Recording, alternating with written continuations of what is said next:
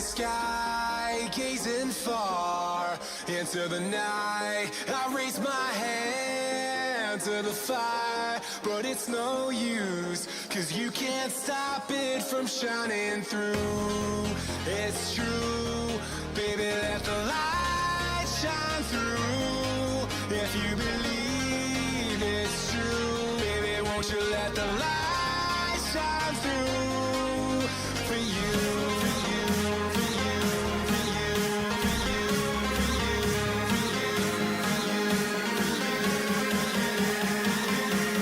won't you let the light shine through?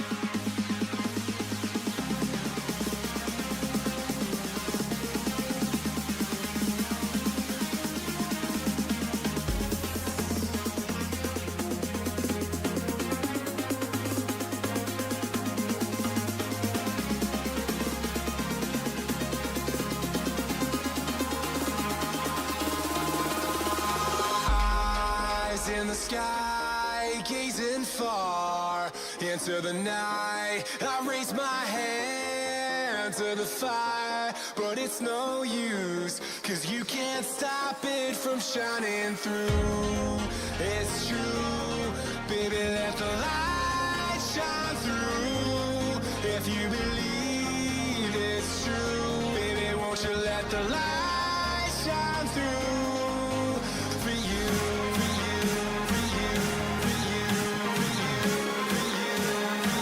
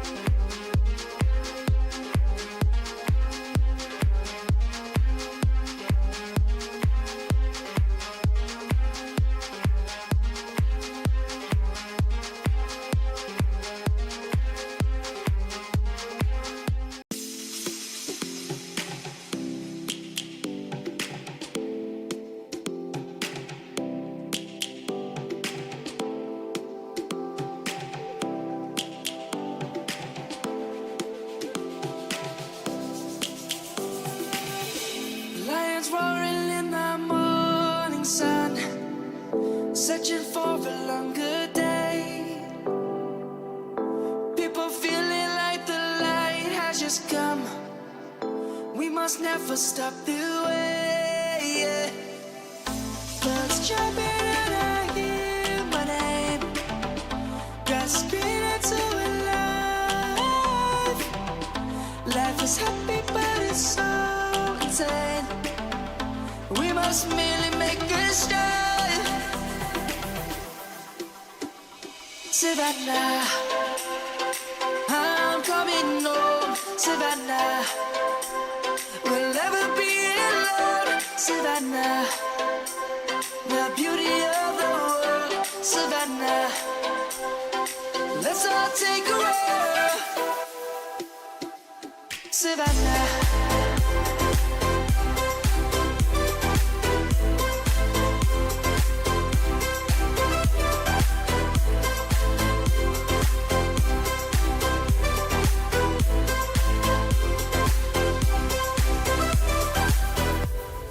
the light is gonna come.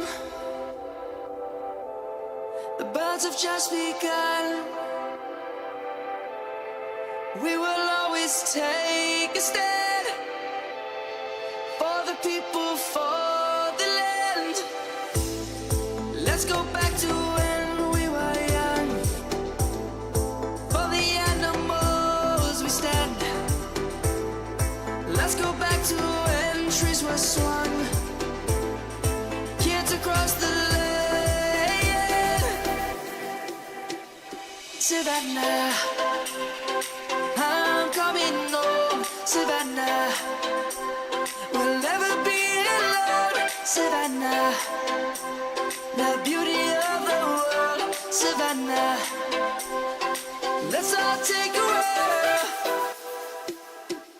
Savannah, I'm coming home. Savannah, we'll never be alone. Savannah, the beauty of the world. Savannah, let's all take a walk.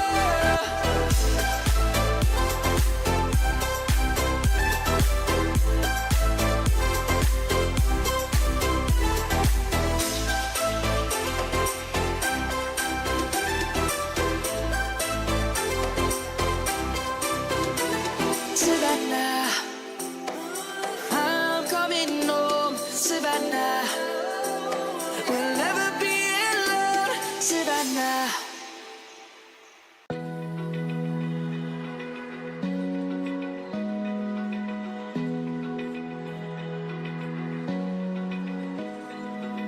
Open up.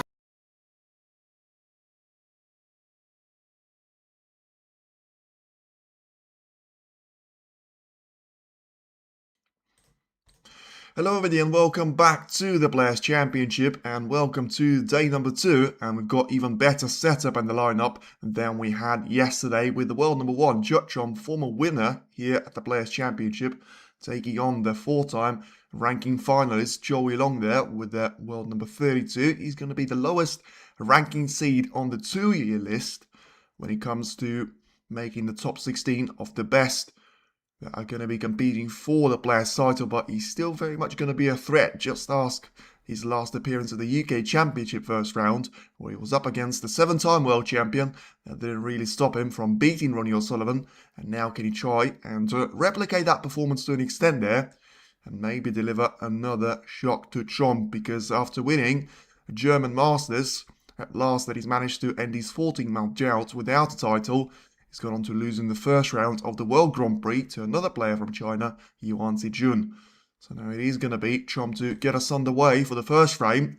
Of course, on table number 2, we're going to have another England versus China derby. And it is going to be Sean Murphy up against Zhang Ando as well.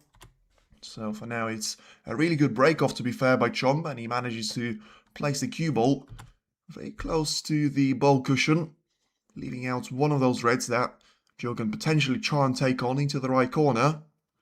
So let's see what the approach is going to be for him. I feel like he's going to try and send the cue ball down for the table. Needs to make sure he avoids a cannon with the red to the remaining bunch of the reds. He's managed to do so. So just probably the same type of shot there that is going to be played by Chomp here. Try and get that cue ball to be in behind the bulk. And in the meantime, using one of those reds at the top part of the table, make sure that it is going to be sent right to the very bottom of the table itself. So he decides to try and keep it there because of the trajectory that he chosen for the cue ball. It's not going to show that red anyway. So just force Watchalong to be taking a bit more of a risk and making sure that he's not going to leave that red available for Chomp to be taking on.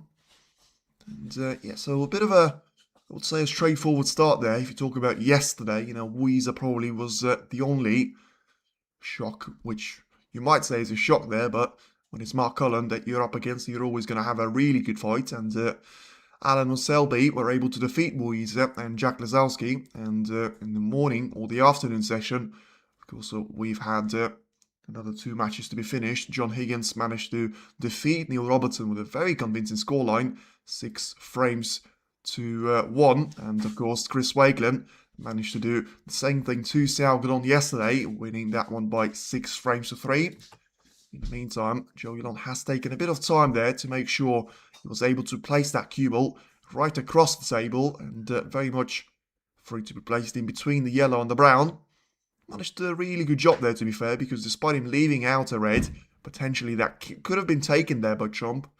You know, the cue ball would have been sent into nowhere's land, and that would have had a direct correlation on the Chomp trying to go for a save shot instead. And now as he tries to have a little bit of a kiss there of the brown, in the end he could have favoured him massively had the cue ball finished him behind the green. And in the end he's gone close to it. Not quite close enough though for Zhou Yilong not to be seeing any one of those reds, but also he has got a couple of dangerous ones. Once again, it depends if the plant of the 2 reds, which are going to be going nowhere near the actual left corner pocket, are going to be played there, and the top one is available for Zhou Yilong to be played. Or does he have to try and think about playing for a safety shot now? He's took a safety chance there, and he didn't really play to full extent, because now he certainly is going to leave a long red available for Chomp. And with a clear path, potentially, for the cue ball to be sent to the top part of the table there, we'll try and keep it on the blue. It's going to be a really good chance here for Chomp to try and take an early lead here in this frame. He probably has got the chance for this angle to be playing this cue ball through backspin or topspin, but in the end it has gone wrong. And Chomp is going to miss this red into the left corner. Let's see how costly that's going to be by the end of the frame. And in the meantime, it looks like it's still not going to be an ordinary start there for Zhou Yilong, because despite him having an easy red, the way that the cue ball has positioned itself on this red is going to be quite a challenge for him to try and get in behind the black. So that's probably why he's chosen another red, which he can just about get through and play it into the right part of the table. Because to say, the couple of early shots there trying to get on the colours, it's not going to be an easy task there for Zhou. But as he gets himself on the blue straight away, it is now going to be all about just looking at the line that he's got, potentially trying to send it across the table and in towards the yellow. So if you play this one with a bit of topspin there on the cue ball, you should be able to miss the yellow. In the end, he was just trying to give it in a straight line, and he's going to have a couple of reds to try and make his way through right now. Very much close to the blue ball spot. And it is going to be all about trying to make the most out of this chance here, because you don't see many of those mistakes from Chomp, especially at such an early stage of the frame, where all of a sudden he's gone from, you know, all of a sudden Chomp had a really good chance to try and make this a break that will ultimately make him the winner of the frame. In the end, it hasn't turned out to be the case, and now it's the pink to be taken here, which will separate the couple of reds there, you would think, as well, with the way that the cue ball has angled itself in terms of its relation to the 5 remaining reds underneath the pink spot. And that's going to make a little bit more space there for Zhou Yilong to try and make his way through. And I'll say slightly compromised by the fact of the black not being available. Now we can see the referee is going to re-spot the pink, so let's see where the pink is actually going to be possible there, because it looks like it may just about go into the left middle, but may actually be the only pocket that you can try and pop the pink into at this moment in time. So Zhou Yilong for now is going to refuse the red to be taken, which would have been the easier shot for him to try and take into the right corner. And instead he's going to try and take the one closer to the left middle. So a bit of backspin applied once again. And he's going to be able to get himself lined up nicely on the green. So 14 points is the advantage. Now has got a choice of either taking the yellow or green and getting that cue ball to be sent right down the table straight away, because he still has got a variety of reds to try and get himself positioned for, but ultimately he needs to be careful that the cue ball is not going to be blocked off by a couple of those reds to be in the way of each other. So the green it is going to be off the right side. In the end, it needs this bounce to be either bigger or needs the cue ball to slow down right now. And in the end, the injection of pace probably was justified there. As he overruns slightly for the shot into the left middle, but because of how simple the cut should be, able to just play for the ball colours once again, trying to use the centre of the pocket. There's a need to try and create an angle out of nothing there. So takes the yellow now, which will make it 4 out of 6 colours to be on their spots. Just the brown and the black to be slightly further away from their respective spots there. And once again, just finding a nice little path for Zhou to try and get the cue ball down the table straight away. So just having a look to see, the red that he can try and take into the right corner. Once again, will make it a bit of a difficult job there for him to be lined up for the blue. Which at this stage, he's refused the pink on a couple of those occasions now. So you have to say probably not going to be a lot of a surprise if he tries to sort of stay on the blue for the foreseeable future. So play this one with topspin once again. And just tries to power the cue ball away from the black ball cushion and the side. And I tell you what, I feel like he's going to get himself into trouble here because he's just about on the wrong side of the blue, it looks like from here. So, I mean, especially with the way how close the cue ball is to the right side, it is going to be very difficult for him to try and play the shot of 3 cushions. So it is going to be all about just damage limitation, getting that cue ball to be as close to the red as he can be, but even that won't really make the shot to be as simple as it could have been. And the cue ball being lined up on the top side of the blue instead. So this one has to be taken with the rest. Seeing a couple of those missed, especially in the early part of the frames, but not to be this time. It's a really nice shot there by Watchalong. He plays straight into the centre of the pocket. This time around, he's going to be on the top side of the blue. So the mini recovery is completed there for him. And now he has got a couple of easier reds to try and make his way down the table. Although, I mean, when I say easy, that means that you can probably justify being out of position on that red slightly. But he's still going to have the requirement on trying to get that cue ball to be on the blue. Which, I mean, I feel like he's sort of done that in the way that he got himself lined up with a lot of the angle on this red to be taken into the left corner. But also that's going to make the pot slightly more difficult, because they'll make the journey for the cue ball slightly more straightforward because of the natural angle that you'll have to try and bounce it away from the black ball cushion. So a bit of topspin once again. The cue ball is going to be sent into this red, and just make sure you're able to hold it together and pot the red at the same time. And he wasn't able to do so, and you can see the way that the cue ball has gone way beyond being set up nicely for the blue. Yeah, he was nowhere near really to be taking this red as soon as he left the cue there. And yeah, he's going to have a difficult job to try and take the red into the left corner. Chomp, but he still has got a chance here. 32 points advantage. It's not going to be a lot, especially if Chomp is able to get himself lined up for the black or the pink. And, I mean, nearly done exactly the same thing as Neil Robertson has. Off the left side, off the right side of the cue ball, nearly going into the left middle. In the end, nearly doesn't count. And he's still going to be lined up perfectly on the blue there after wobbling in the jaws from the cue ball. He's going to be on the top side, which will make it, well, I was going to say straightforward for him to be lined up for the red, either into left or right corner, but in the end it looks like he's managed to find himself in the middle of both of them. So probably not high enough to be taking the red into the left corner because of the black being in the way, and way too high to be taking the red into the right corner instead. So I mean, he has got an option of trying to take the red into the left middle, but it's not really the easy shot that you would call it. And also, he needs to make sure he's going to have the angle on the cue ball to try and force it for the thing. But he's managed to play this shot super well. I mean, make no mistake about it, the way that he was forcing that cue ball off the side cushion, had to play with a lot of pace. A lot of pace on those type of shots means that your pot success has to be absolutely spot on in terms of the way that you aim the red to go into the pocket. And that was exactly the thing that he's managed to achieve. So a couple of reds to be played with a pink here, and Well, getting the red to be taken into the left corner now will just stun the cue ball once again.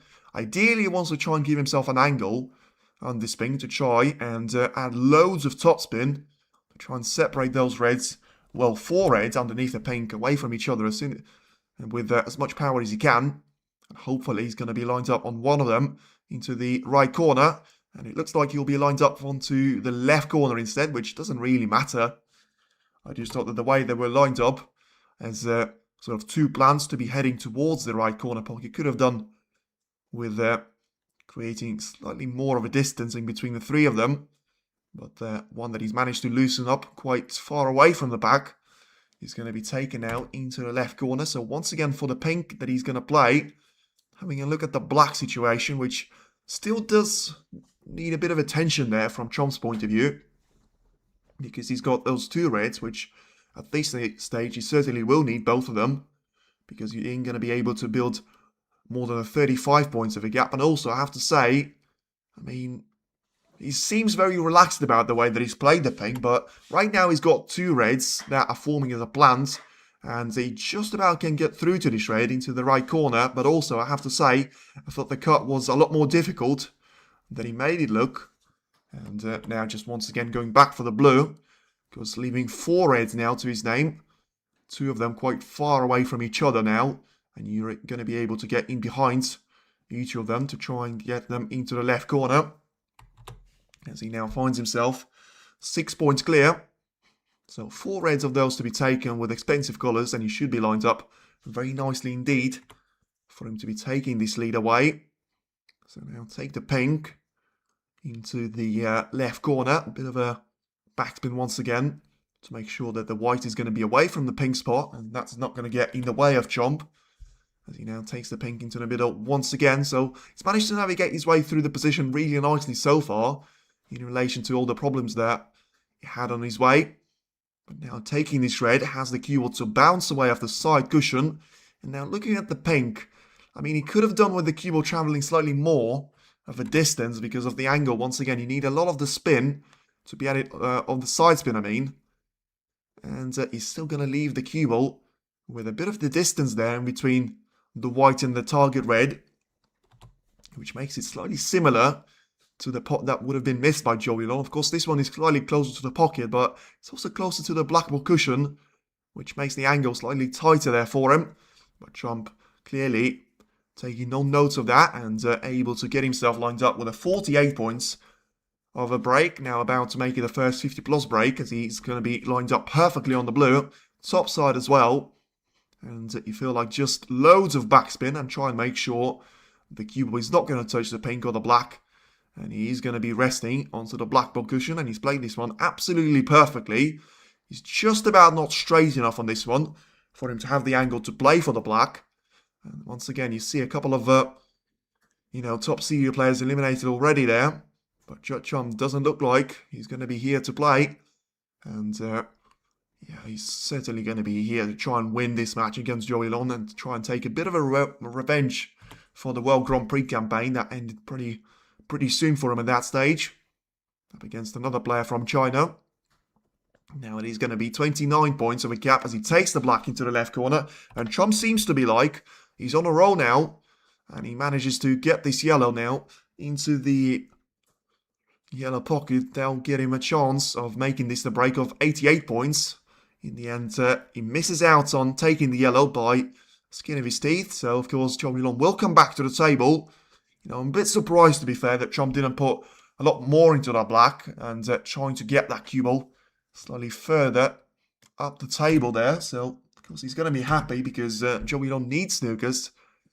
But when it comes to snooker and trying to find those for the frame win, and you mentioned the name like Watchalong, he'll certainly be able to bring a bit of nostalgia back to you, because remember that Gary Wilson, incredible comeback in the semi-final a couple of years ago in the 2023, where Watchalong celebrated and clearly thought he was out in the final. In the end, Gary Wilson managed to come back from, I felt like it was something like 4 or 5 snookers they needed to try and find. A couple of free balls as well. And in the end, ended up winning that frame, and with it being the decider, winning the entire match as well. So for now, Chomp just making sure that he avoids the double kiss, which, to be fair, he wasn't really able to do. So Zhou will still have a chance to try and get this yellow across the table with a bit of a cross double. Well, we thought about it, but in the end, just doing the simple thing first. And, I mean, he managed to get the snooker, but I have to say, it's probably one of the easiest that Zhou will ever have. That you must use the far right or left side cushion there because of the placement of the cue ball being super close to the middle of the table. There's probably just about enough of the distance for the cue ball to go around the yellow though, which probably explains why Trump is taking a bit of a moment here. But as I say, I mean, you're always going to have the justified bounce of the right side for me, and then probably try to aim for the bolt cushion first, just to make sure that if you are going to miss the yellow on the bounce there, you're always going to catch it from behind. And whatever you do, don't just go around it and sort of find yourself in no man's land where you try to sort of be close to it from one cushion. And in the end, you always say, well, I don't hit it from one cushion, I was going to be fine with the second one. So in the end, he's going to be taking this one from the left side, which I feel like is going to be slightly more difficult. So let's see if it is going to be a one cushion approach. And in the end, he was perfectly controlled there by Chomp. Probably not going to be entirely satisfied. You know, he caught that one full ball, but he forces the yellow to be super close to the green, which leaves Watchalong in with a chance of making this a difficult snooker there for Chomp. Especially if he places the yellow somewhat close to the middle of the table. Ooh, this doesn't look too good for him because it looks like he's going to put it over the pocket. And is he going to drop it into the pocket? He will drop this one into the pocket there, Watchalong, and that certainly was not the way that he would have wanted to play his next shot there. Trump clearly is absolutely going to be taking this one on because, as I say, if the yellow would have been over the pocket, it's probably still quite easy for him to get it. But, you know, if you leave that yellow to be in the middle of the table, all of a sudden this turns into a bit of a nightmare there for Trump because he only has got one snooker that Zhou needs to find. And has he managed to do this one now? Is the black going to be just about in the way of the cue ball here?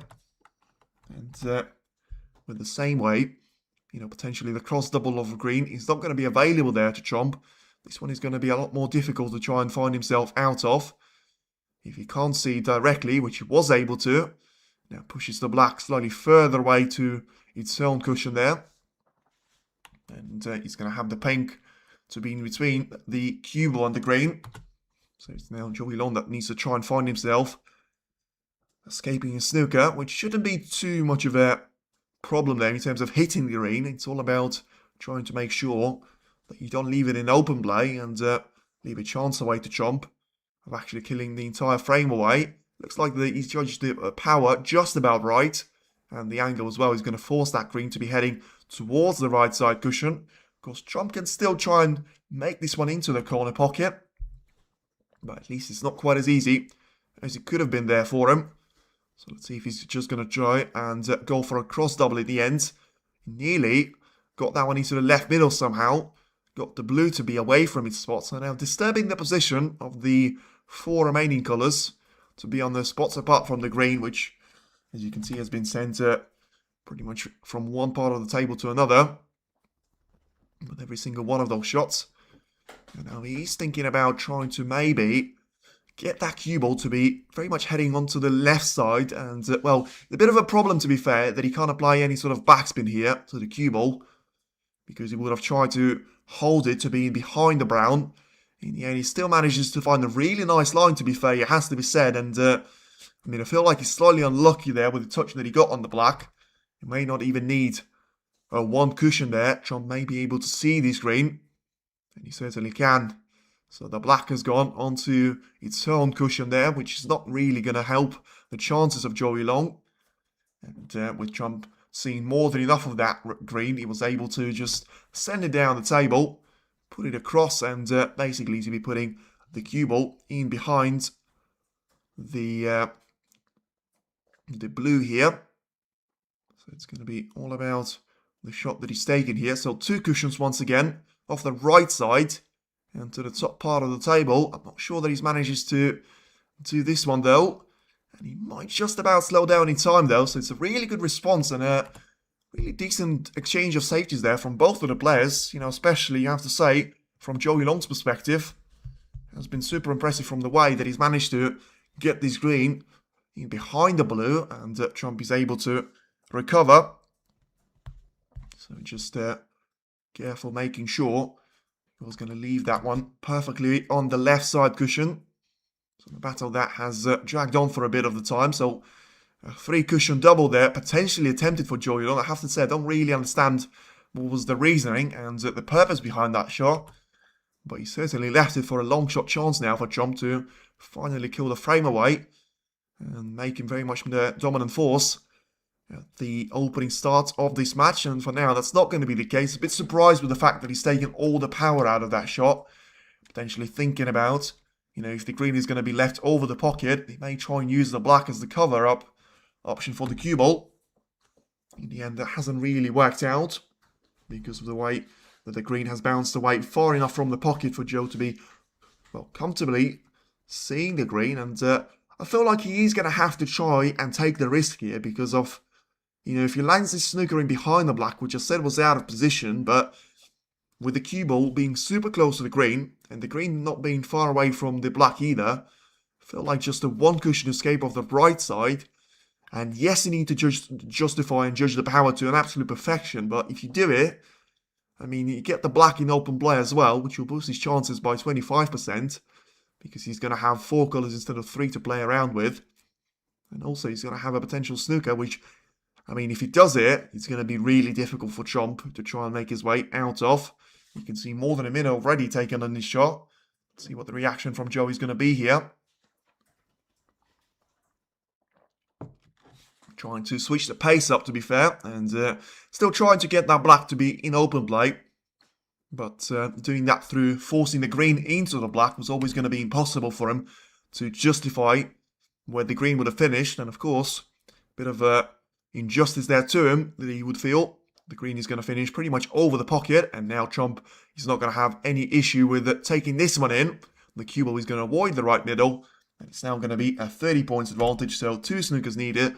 Feel like that is going to bring this frame to an end there, even if Brown is going to stay out, which he won't, because Trump has managed to take it into the yellow pocket as well.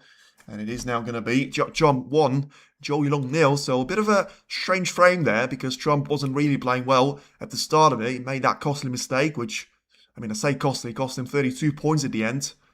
And didn't really work out to be anything more than that, with Zhou Yulong taking a couple more of these reds. And, he's going to be all about just taking the blue and maybe doubling the pink into the left corner as well. Can't quite do it on the penultimate shot, but in the end, it's still going to be the break of 12 points, which will do Trump nicely as he now leads Zhou Yulong by 1 frame to 0. And it's a really good start for the world number 1, and he's certainly going to be up to the pace here. Uganda and Sean Murphy, by the way, are still battling for the opening frame. It is 10 points to separate the players, but it looks like Murphy has got a really good chance to try and take the green here. And he has managed to take the green, so it is going to be all about the clearance that Murphy has got ahead of himself. So once again, it is going to come down to the last couple of colours in that Murphy against Zhang match to be determined there for who's going to be the opening frame winner. Murphy now takes the brown as well, so that puts him 3 points behind. So he'll still need the blue and the pink for him to take that early lead against Zhang Anda. Now he's able to take the blue here away, so 2 points on advantage. I have to say, it's quite an interesting the way that the draw has been set up, because of, Higgins against Wakelin is going to be one of the quarterfinals confirmed. Then we're going to have Mark Cullen against Mark Selby, which is still going to be quite fun as well. And then you've got the likes of Sean Murphy against Zhang Anda, potentially Zhao Xingtong or Elias Lesser to be up against either Murphy or Zhang. And then you're going to have potentially a repeat of a semi-final of the World Championship in 2025. If Mark Williams and Trump are able to defeat Zhou Yulong and Barry Hawkins, we could still have a real good lineup here when it comes to the last 8, let alone the last 4. And when we reach the semi-final stage, you would certainly feel like... It does feel weird, though, that we are going to have this tournament without someone like Karen Wilson, because, it had a bit of a strange season, though. And for me, it is extra weird that we're going to have Neil Robertson as the top seeded player on a one-year list, and yet someone like Karen Wilson is not actually going to be in the entire tournament at all because of him technically not making the top 16 when he, well, not even the top 17 when it comes to the one-year list. So now, as we can see that the World Open in 2026 final stages have been confirmed. So let's have a look how the draw is actually going to be there. So John Higgins is going to have Chris Wakelin, Luca Brissell, and Ronnie O'Sullivan is going to be playing against potentially Ifrit Shudder in the first round of the main draw if he's able to defeat Ross Muir. So for once, Ronnie actually getting a bit of a favourable draw there, if you have a look, because that's going to be the way for him to try and get into the third round, defeating Ross Muir, which is 108 in the world, Ishbitsin Chada, which I wouldn't really say is the strongest players when it comes to the first to 5 matches, but he has managed to have a couple of those shocking defeats there handed over to Elias Lesser in the German Masters there, he would feel. So certainly not to be taken for granted. And then, of course, the likes of David Gilbert and Matthew Seltz, which, have been there or thereabouts on the horizon of this season, but never really managed to announce themselves to the business stage of the tournament, apart from Seltz, of course, reaching the semi-final in the Scottish Open right before the end of 2025 as a calendar year. Now then, Joey Long, after the break-off shot, he leaves this red available there to jump. He's just going to be able to take it. Of course he will. It's a really good shot there for him. And let's see how many points he's going to be able to score out of this shot. Well, it looks like it is going to be turned into a bit of a disaster there for him, because not only is he not going to be able to be on the colour, but now he's trying to roll that cue ball to be in behind the green properly. And he's now left a free ball opportunity away for Joey Long. But I have to say, I was a bit surprised, and you can see with the reaction on Trump's face as well, that he didn't really understand either. What was that looking all about? Joe was always going to give the position back to Trump here. So 3 cushion escape, you would feel, or even 2 cushion. He's gone for a 3 cushion escape, and well, I don't feel like it's worked out too well for him, because it does look like he is going to leave a red into the left corner to be taken by Joe. But of course, the camera angle may actually be lying to you here and suggesting that the other red is actually going to be in the way of the cue ball. So that's exactly what he's looking at, but I feel like he's looking at more of an option of trying to get that cue ball away from the main pack of the reds. And yeah, in the end, he's just going to settle for trying to get that cue ball to be perfectly resting onto the black ball cushion. So let's see if the cue ball might find its way to the red. And Chomp has managed to take one of those similar reds before to the left middle. And see if he's going to try and do it right now. Of course, this one is going to be slightly more of a risk involved in it. And yeah, I mean, he can always try and get that cue ball to be slowing down before he's going to be lined up for the black. And therefore, he's not going to leave any one of those easy reds apart from the one that he's actually taking on. But I feel like it's always going to be drifting towards the left part of the table. And in the end, he is going to clip the left side cushion, not even the jaw there. Although it was quite close to being into the pocket. So it's a decent effort there by Chomp. Once again, clearly realising that, he wasn't going to give a red away into the right middle, which would have been the more dangerous one. And it's now going to be all about trying to take the red into the green pocket there, you would feel, from Joe's point of view. Whatever you say about him, he needs to be making sure when the chance is there, you better take it. Now then, he's tried to cue this one, but it looks like he's managed to miss it by a mile. And, well, I mean, it may not be the worst news that the cue ball has dropped into the left middle. It depends how close the red is to the same middle that the cue ball's dropped in. But because of how badly he's played this shot, I mean, it was a mile that he missed it by. The entire Telford was pretty much the distance in between that red and that green pocket. So 4 points is going to be given away back to Tromp. And he seems to have his eye on this red to be taken into the left middle. Still, never underestimate those type of shots because you need to be precise with them. Now Tromp is, well, he's taking the shot with trying to roll this one in. And he's managed to take it, to be fair. So he's still going to be lined up nicely on the blue. when it comes to having those reds available to him. Of course, it is going to be just the two that he's got available. One on the lower part of the table, one very much right at the very top, next to the green pocket there, missed by Watchalong previously. Just about has got enough acceleration there on the cue ball to make the red possible into the left corner and not run himself completely out of position. Although the angle that he's got on the cue ball may force him to be using the ball cushion here, which is never ideal, especially when you play for the colour. And in the end, off the right side of the bulk, and look at that for an outcome. Brilliant shot there by Chum once again, showing that perfect control of the positional play there, getting himself lines up perfectly on the green, and with it being right next to the red that he's going to be taking right after this shot. It is now going to be down to the two reds that he's got available. So once again, the one that he's going to be taking right now, then potentially the one that can be taken on the right part of the main bunch. And I feel like that's not really going to be part of his plan, though, trying to be on the wrong side of the blue, although it doesn't seem like he's going to be affected by this fact too much. And may even use it as a bit of boost there to himself, because when you've got such angle on the cue ball, you're always going to have the white to be heading into the main bunch of reds, which at this stage for Trump is going to be one way of trying to get those reds to be in open play. And now he's managed to dominate the chances that were presented to him, both in the first frame and now in the second one, so far with no errors. Let's see if it's going to be same way here, and look at that for a shot, an absolute beauty.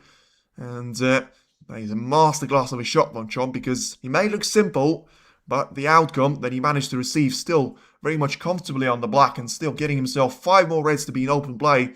And he's gone from having 17 points to his name as an advantage and having pretty much no reds available at all, as he now manages to sort of make it even more impact on those reds from the black, because of the slight angle that he had on the cue ball, heading across the table and into the main pack of reds here.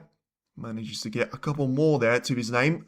Now he probably needs to be taking the one into the left middle, so that's exactly what he's thinking about, because it's far from being the easiest red that he can take. But it is going to be a very important one, because it sort of creates a little bit of a gap to be sending that cue ball to be in between the other reds, and just gives him more of a breathing space to try and maneuver his way, whether it is going to be lining up for the colours or for the reds. Once again, just barging them out of the way, and yeah, makes it look so easy there, Chum. And yet when the other 127 players do it, doesn't feel like that sometimes. And yeah, he's certainly going to be taking pretty much a commanding lead now, with a 2 frames to nil, if he's able to score another 30 points or so. You know, with just how much of the good work that he's managed to do to the position, probably there's not going to be a lot of debate about it.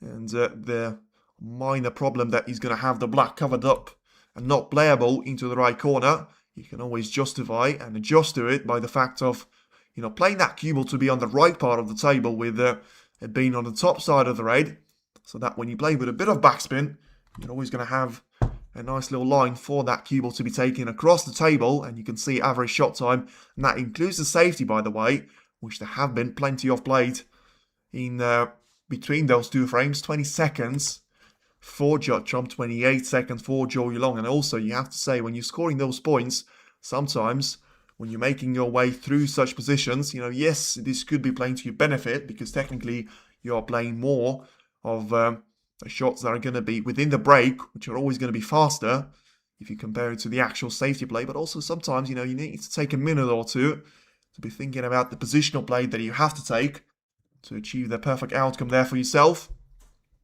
Yes, now Trump is marching his way on towards a frame ball. He's got 62 points of an advantage, and now all of a sudden only 67 at the table here. So this red into the right middle is probably going to be the last one that he's got available to him, but that stage certainly should be enough for him to be taking this cue ball on the black, and once again get himself lined up for that 2-0 lead, very much to be his for the taking. Of course, couldn't quite finish the frame in their single visit last time out, and left Watchalong to be coming back to the table. Let's see if that's going to be the case here. Try to give the Reds a little bit of the nudge. He now makes the break of 69 points here. So it is going to be the highest break that we've seen from Chomp. And that's going to be, of course, better than 61 points that he managed to score in the first frame. And yeah, slightly, I'm not going to say unfortunate, but slightly weird of a mistake that we've seen there from Chomp. And in the end, it ain't going to matter because Joey clearly feels like there's nothing to chase for him in this frame. And it is now a break of 69 points there that leaves Chomp very much with a 2-0 lead there. It is Chomp 2, Joey 0. And for it to be best of 11, well, if it was the Welsh Open first round match, which it might be, come the start of next week, he certainly would have been a massive trouble there for Joey Long. But for now, he still has got a chance to try and do something about it. Shaun Murphy, meanwhile, is very much replicating his compatriots campaign. And remember, by the way, that Shaun Murphy and Chomp were eliminated in the semi-finals of the Players' Championship last season. And also, both of them have lost out in the first round of the previous tournament of the World Grand Prix. But who managed to reach the semi-final of the World Grand Prix? Joey Long against Zhang Anda. And of course, that meant that Zhang was the one to be reaching the last two stage, meeting with Zhao Xington. So for now, it's certainly looking like the guys from England are here to win against the opposition from China. And Zhang Anda will have to, and Joey Long as well, will have to dig really deep for them to try and overcome the early two-frame advantage there. Hi there, Team Chomp, as always. Joe could be a great fighter after a recent semi-final result. Yes, I feel like that is the case, but as much as I don't want to really take anything away from him, because I feel like that's not fair, and he did have a pretty good season so far. You know, he reached the semi-final in the Northern Ireland Open, lost out to the eventual winner of Jack Lisowski. Then he lost out to, of course, Zhang Anda in the semi-final of the World Grand Prix. But on the World Grand Prix, I am going to say he did have, of the four semi-finalists, I'm going to say he probably had the best draw out of all four of them. So I feel like it was always going to be difficult for him to be up against someone like the world number one and Chomp, because if you look at the head-to-head meetings in between the two of them, I mean, there's not really a lot to be looking at, because the first meeting was in the Riga Masters in the Latvia in 2016. Chomp managed to win that one 4-1, and ever since there was a Championship League win for Joey Long, but that was the only win that we've seen there for him. And of course, the recent meeting has to be the one at the World Championship last season, and Chomp managed to take it in the first round, 10 frames to 4. So, yeah, as I say, I feel like it's going to be looking very nice for Team Chomp. And, by the way, just having a look on the other table there, 113 points. I'm not getting this one mixed up, am I? Maybe, 113 points, and he just played the red there. So, I mean, correct me if I'm wrong, but that's a maximum worthy of a material. So Murphy has got the entire table in between the black and the cue ball, but if he's got a chance, I mean, the Chomp has returned to the table, but I certainly want to keep an eye on that one. Could we see a maximum break somehow? So bear in mind this one for now. Let me just try and load up the other match. So somehow he managed to pot the black there. Murphy is going to be smiling about this one, but I tell you what, I mean, I just didn't really realize where the cue ball was, and he somehow managed to snooker himself. I mean, we need this yellow to go in. He got the contact, but it's not going to be in the pocket. I mean, all that hard work, and he's basically was danger away against Ronnie O'Sullivan, where he was able to get that yellow off a fluke, and in the end he missed the green. So Murphy's going to be smiling about this one, but he's still going to be very disappointed, because it could have been the perfect frame there for him. And it's still going to be a 2-0 lead to be taken against Zhang Anda. And coming back to reality though, nothing happens in the meantime in between Chomp and Zhou. So just a safety battle to get us started once again. And Zhou is going to have that cue ball very much to the top part of the table. Try and do something about it and send the white to the lower part of it here. So once again, I feel like he can go for a little bit of the cut of the left-hand side, then just get that cue ball to be bouncing away to the top part of the table. Make sure that he misses the blue. And is he able to do so, though? Well, I feel like he's just going to be short there on the pace of the white. But apart from that, he's done pretty well to cover up all of the options there available for Chomp. Now, it is going to be Chomp just trying to make sure it is going to be 15 reds, all to be part of the same triangle there, if you want to call that. It's not going to be in the shape of a triangle as it stands. And, well, I mean, Trump played a real risky shot there because the only red that he managed to get into the open play would have been a real dangerous asset had he been visible by Zhou. In the end, the blue is going to come to his rescue, and Zhou himself needs to be the player that does something about the position, and the cue ball is going to be very close to the pocket. Is he going to roll into it, though? Ooh, just about stays out. I thought he was in for a moment, and that would have been a ball in hands and a really good chance for Trump. In the end, it is going to be just the right part of the table to try and work with. And as long as he's not going to leave any one of those reds over the pocket, it should be very much lined up nicely there. And, well, could he lining himself up for a little bonus there, Trump, as he left that red available for Zhou to be taken into the left corner. Feel like he might have done so. But also, you probably will require the backspin to be played, which makes this shot very tricky indeed, because you need to cue this one super well. And if it's going to be straight, it's just going to add another star to the difficulty mode. The good news is probably he can try and stun this one for the pink. And that's what he's played for. And it's a really good shot there, to be fair, for Watchalong. Now he manages to be staying on the break here. And now taking these pink into the right middle. So points left, 139 here, of course. The black is going to be out of position again. Pretty much been the case throughout the previous 2 frames. But remember, the scoreline of 2 frames to 0 seems to be a bit of a curse there for Trump. Because we've seen it time and time again that when he leads 2-0, you know, his opponent is always able to come back into that match a lot more. And sometimes even edge out ahead there. Seen it in the German Masters as well on a couple of those occasions. So, of course, we could have seen it in the first frame. And it could have been Watchalong to try and very much work his way to having a gap onto the interval. In the meantime, he's going to be the one trying to chase Trump. And he certainly will be a very happy man if he's able to go into that 15 minutes of an intermission. Master scoreline being 2 frames each. Now the referee just trying to re-spot the paint perfectly underneath the main bunch of the reds. So feels like it is going to be now or never in terms of Watchalong having the necessity to try and play for the black, which he has done right now. Because as I say, the pink is going to be covered up by those reds, and that's going to be the case, well, pretty much for the majority of the frame now, unless we're going to see a massive split and somehow, you know, the pink is going to go from the center of the action right across the table and finish up in open play. Also, another thing for him to be concerned about probably has to be the fact that one of these reds has actually taken the black ball spot. Therefore, he is going to make it slightly more difficult for him to control the way that the black is going to be respotted.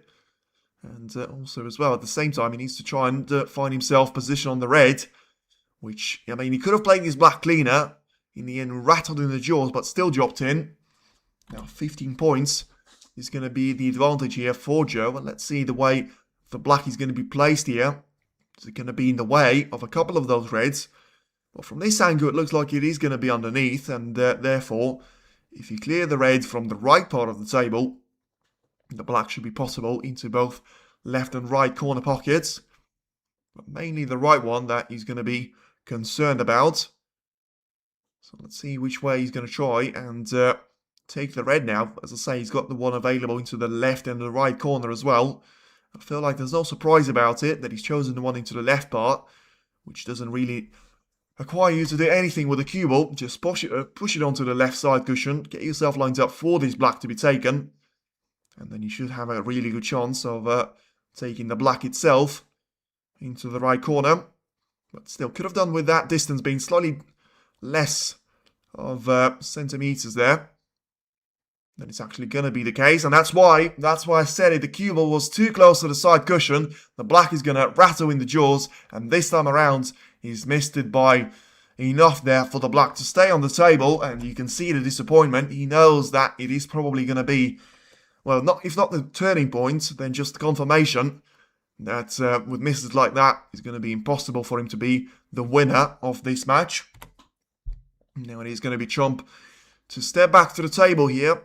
Try and take the black into the right corner here. You should have all the tools for him to play this shot with using the blackboard cushion once again as a bounce territory, for him to get that cue ball to be lined up for the top part of the table at the same time, and therefore he should have a really good chance of just trying to make his way around that red, which probably at this stage is going to be the penultimate one of those that he's got available to him, and very much in open play.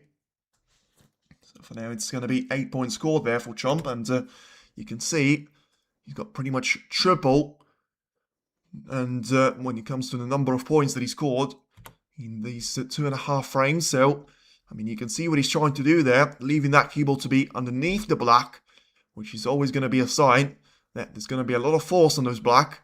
And make sure you drop this one in and give it contact to the reds. And indeed, it feels like, you know, not sure if it was last second or not, but surprisingly to me, Chomp decided to take the pace away from the cue ball completely, just give it a little nudge to those reds, which didn't really work out at all, because he didn't give him any more reds to try and make his way through, but also, you know, the ones that he did have, he doesn't really have a good position on them now, and, well, he's able to take the red into the left corner, but because of the angle that he had on the cue ball, he catches one of those reds to be on the blackboard cushion, he puts it in open play, but compromises the cue ball badly, and surely it is going to be the end of a break. Unless he's somehow able to go for a shot into the middle, I feel like it is going to be mission impossible for him to be trying to cut this one in. And as I say, there's not a lot of reason for you to be taking this black into the left corner, because you need a red after that one to continue the break. And if you miss the black, the same red is going to be possible by your opponent. So Chomp just trying to use the brown there, which I have to say, unless he got cover on the blue, it's a really bad shot that he's played. But indeed, he has got the cover. And that's going to be the difference between a really good shot and a bad shot at all. So then, 33 points scored, 17 for Chomp, 16 for Zhou. Still 99 at the table, and it is going to be all about the next chance there, you would feel.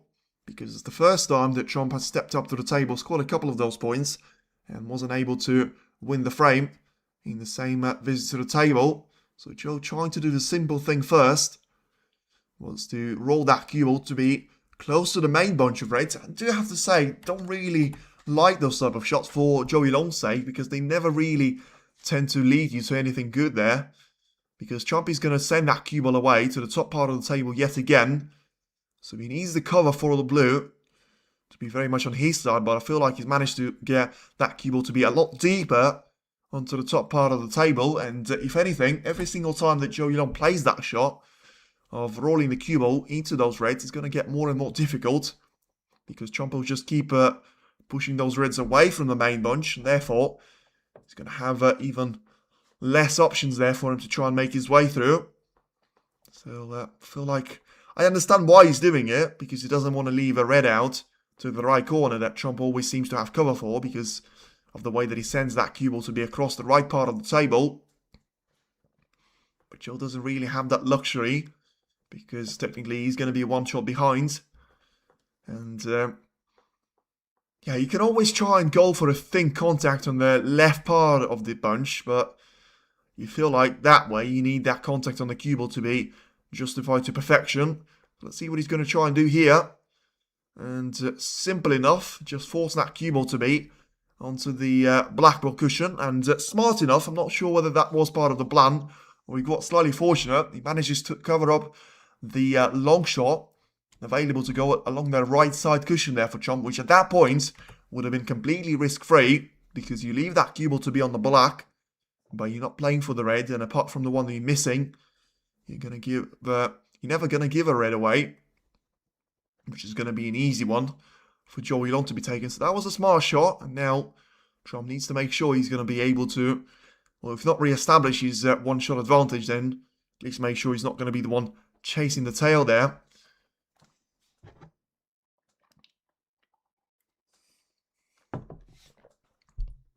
And, well, he's gone for a similar type of a shot that you would have thought Watchalong would have had a chance to try and go for at the start of the safety battle. In the end, just pushing one of those reds to be on the right side cushion further up the table. And the cue ball to be going alongside the blackboard cushion. In the end, it is going to be slightly further away from the cushion itself than potentially would have wanted, but at the same time, he's going to have the black as the cover for those two reds, and it is going to be all about just trying to make sure Zhou is able to go really deep onto the cue ball, force it close to the black ball cushion, and, well, I'm not sure if he's trying to maybe go for a red into the right middle, because if he does, that's a bad shot that Trump has played. He's gone for the one into the green pocket, but he's missed it by so much of a margin. And is he going to leave the same red away? Well, he's not going to leave the same red away, but now it is going to be all down to the factor of, did he miss it by so much that he left the red to be taken into the left corner? It doesn't look so. It doesn't look to be the case that, because of the way the Trump had a split-second look at that red, and clearly it's not even close, so the black is going to be covering that left corner pocket. And I feel like, once again, if there was a red available to be taken into the left middle, it would have been taken by now. So Trump now just having a look to see if he's got the chance of trying to make contact to this red, get that cue ball to be sent to the black ball cushion here. And this time around, it is going to be a lot better, because it gives him the chance of forcing that cue ball to be perfectly lined up onto the black ball cushion. Therefore, it's not going to be a lot of the space when it comes to the spin operating there in favour of Watchalong. And once again, you're not able to get the cue ball to the top part of the table unless you find the perfect spot for yourself. But just as I say that, I have got a feeling that that's exactly what Watchalong is doing. And he's sending that cue ball to be heading right across the table, very close to the green pocket. But is he going to be close enough? I do have to say, though, from this perspective on the camera, it feels like he's left the red on a plate there for Trump. And clearly, it's not going to be that simple because of the way that he's played this shot. Let's see what Trump is going to have in his mind. Yeah, he's not even thinking about the red, which I thought you could just easily drop in to the right middle, but maybe he's going to have something else available to him. In the end, not on this occasion, he feels like. Once again, another red to be sent to the top part of the table. So the position that looked like it was going to be all about that one chance, well, all of a sudden now, you've got a couple of reds to be in the way of each other, then a couple more of those to be on the right and the left side cushions. And it is now going to be down to Watchalong to try and do something about it here. Potentially, as I say, getting himself in with a chance of playing the red away into the green pocket. But the fact that he hasn't got any sort of backspin that he can use on the cue ball probably makes that shot redundant there from his point of view. So just a roll up onto the bunch. But as I say, it's a bit of a negative and a passive way of playing those shots. I get that. He probably didn't have a lot of the options because there wasn't a way for him to be sending that red across the cue ball across the table to the green pocket again. And there's no point doing that towards the yellow pocket because you may leave a couple of those reds to be possible into the right middle. But he may have done that now anyway. Trump is having a really good look at the way that he can try and take one of those reds away. And yeah, he feels like, yeah, he's taking this one. So it's a really nice shot there. Well played by Chum. Now let's see if he's going to be able to get himself on the black. And yeah, in the end, he's unable to do so. So just a snooker to be in behind the black. And clearly feels like it's going to do even more damage to Watchalong. Because I felt like he could have taken the black on. Yes, it was a risky shot. But once again, in this position, I mean, surely he must be feeling that Watchalong is not going to be able to get himself out of this position on any case at all. Has he managed to do so? I mean, to an extent he has, but to an extent he hasn't either, because he's going to have this red to be taken into the left middle. And this is going to be a great chance there for him to try and take this red into the left middle there for Trump. Get himself lined up with the colour, and therefore just a little bit of backspin on the cue ball once again. Play that shot on the white across the table and very much to the top part of it. Played it really nicely once again, and Trump just seems like he's able to, well, take full control of this match for now because, you know, he's playing all the right shots. He doesn't really have a lot of mistakes on the pot success.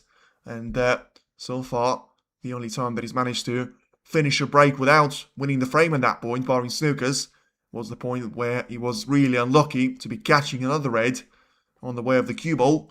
And now as he gets himself a second chance, I would very much expect it to go the way that the previous two frames have. Trump seems to have put all that disappointment of the World Grand Prix behind him, which, I mean, at that stage was completely understandable, and I felt it was very unfair on, well, it wasn't really unfair, but it was very unfortunate for Murphy and Trump because of, you know, playing late evening on a Sunday in Germany, evening in the Wednesday in China. You have to be in brilliant condition and ready to do it all again there. It was, you know, you don't need two higher educations there to finish for you to understand that it was always going to be very difficult for both Murphy and Trump to get past the opening rounds of Pang Junsu and Yuan Sijun. And in the end, clearly, both Murphy and Trump would have had a bit of time to, you know, relax and come back stronger.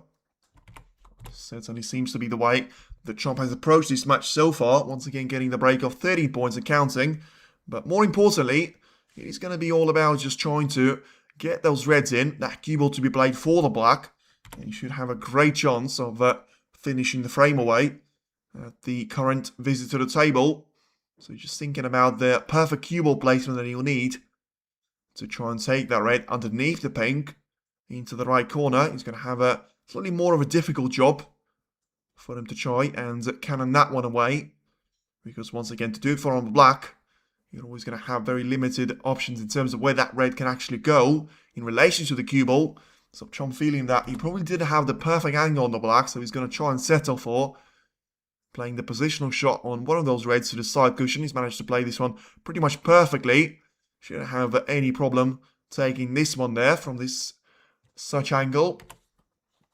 Always going to leave himself with a bit of distance there between the cue ball and the black. And now 51 points at the table, so 24 is the advantage. You feel like two more reds to be taken, and that's going to be game over for Zhou. Both when it comes to his chances for taking this match away from Trump, but also in this frame as well. Because at 31 now, points is going to be the advantage. So by the point that he clears up both of these reds, he's going to have something like 40 points over his opponent. Whilst only having 35 remaining. So Trump clearly trying to go for those two reds onto the side cushions. The first one was a lot more simpler than that. But he still manages to make perfect usage of the second one as well. Trying to take it whilst minimizing the distance in between the cue ball and the black. And this time around, he certainly did have the perfect angle to try and make a contact with the cue ball and that red. Get it away from the pink. And now get himself set up for the frame ball to be taken into the left corner. So once again, bit of a topspin you would feel, just to get that cue ball away from this red in case he misses this one. But with the way this frame and the match has gone, you'll very much doubt that at this stage. And it is going to be Trump once again with a 3-0 lead and a 40 points advantage now. So it was always going to be the battle for the next chance. Zhou always looked like he was going to be the second driver at that point. And right now, it is going to be second best to be 3-0 down. And certainly the world number one very much trying to be the best now. And looking to be more than halfway there when the last frame of the first mini session is going to start. Because he's already, well, 50% there. I was going to say, I mean, Zhou is coming back to the table. Even though Trump was able to take the brown with that as well. So it's 3 snookers needed as it stands. Because you can still try and achieve a free ball on one of those reds. For you to be needing only one of those snookers. So in the meantime, Sean Murphy has managed to take a commanding lead against Zhang Anda. And he's about to extend it to a 3-0 of a cushion as well. So, as I say, absolutely identical ways that these two matches have gone so far. With Murphy just playing a wonderful shot there to spread the reds away from each other. In the perfect manner there for him. And Zhou, in the end, not quite able to get his snooker lines up.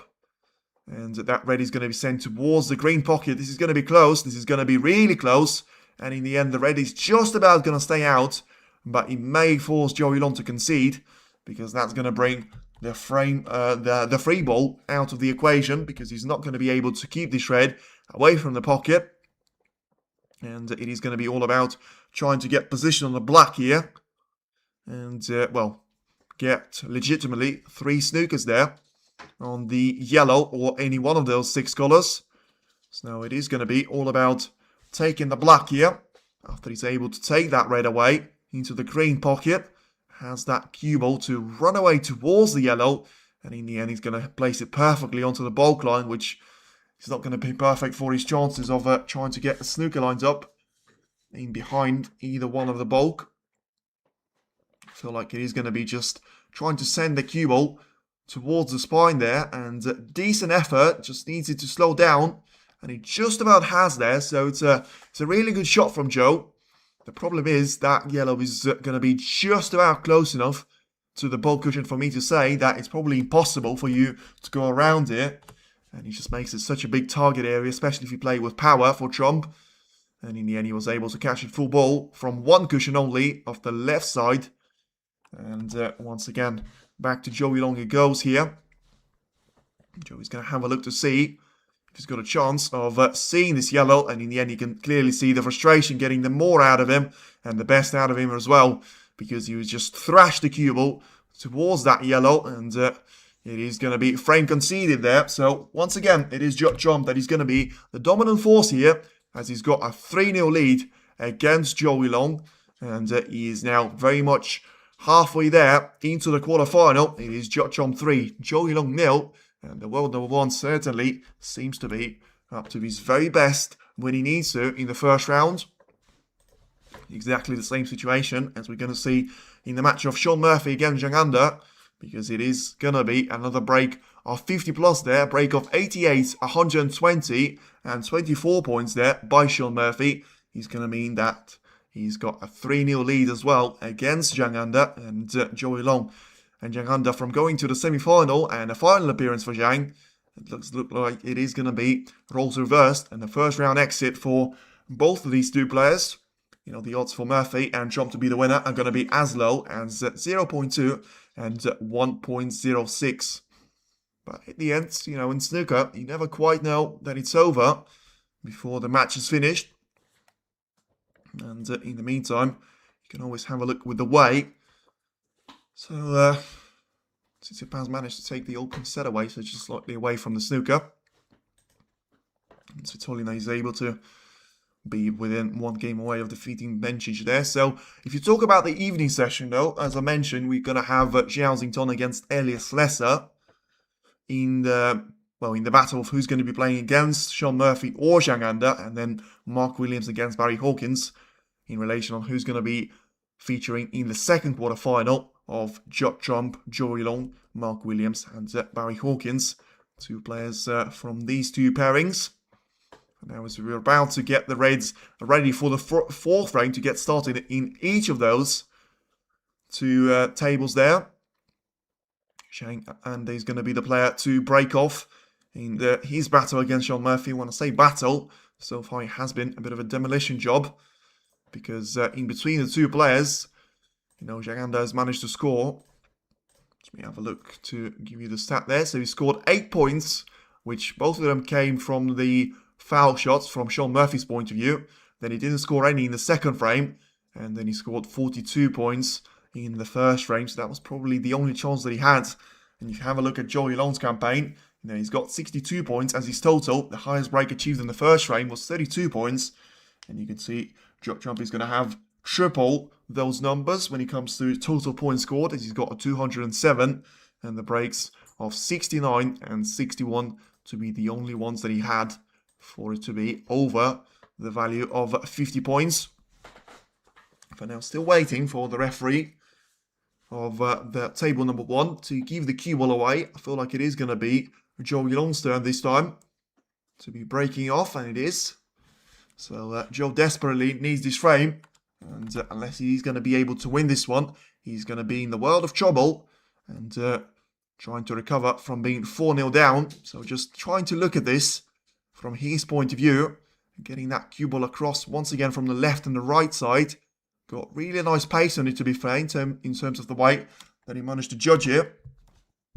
Still leaves out a red to be taken there for Trump, and let's see if Trump is going to be able to utilize this opportunity. He's managed to do it in the second frame, Not so much in this frame though, because that was a really difficult angle for him to try and make his way through.